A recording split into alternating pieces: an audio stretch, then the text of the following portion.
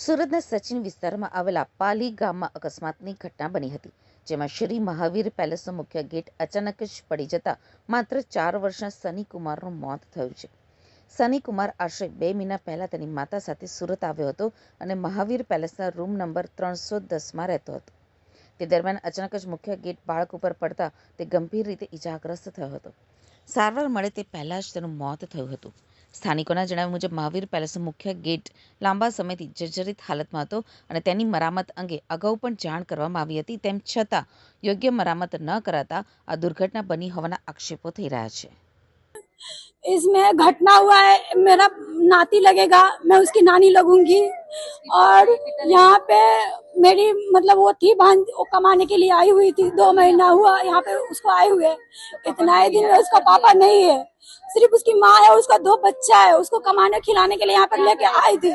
ये ऐसा रूम वाला है, पता नहीं कैसा हल्ला पड़वा, वो ऐसा रूम लगा दिया है. इसमें बहुत बढ़ोती रहता है, लेकिन बोल रहा है सबका खुद का रूम है, लेकिन सब झूठ बात बोल रहे हैं, किसी का खुद का नहीं है. इसमें सब भाड़े वाले, लेकिन कोई हम लोग का सपोर्ट नहीं कर रहा है. क्यों नहीं कर रहा है उन लोगों को पता नहीं. अभी गेट उठा के उधर रख दिया, बच्चे का पूरा ब्लड निकला हुआ था, वो पूरा खत्म ही हो गया था. फिर ये रूम वाली यहाँ पे बैठी हुई थी, लेकिन हम लोग का कुछ सहायता नहीं किया. हम लोग उतना दूर दूर से आए, अभी हम लोग को पता चला कि हमारा बच्चा को ऐसे ऐसे हो गया. फिर हम लोग वहां से आए अभी, तो हम लोग को पता चला कि हमारा बच्चा को ऐसा हो गया है. अब क्या करे नहीं करे वो आप लोग कीजिएगा. हम लोग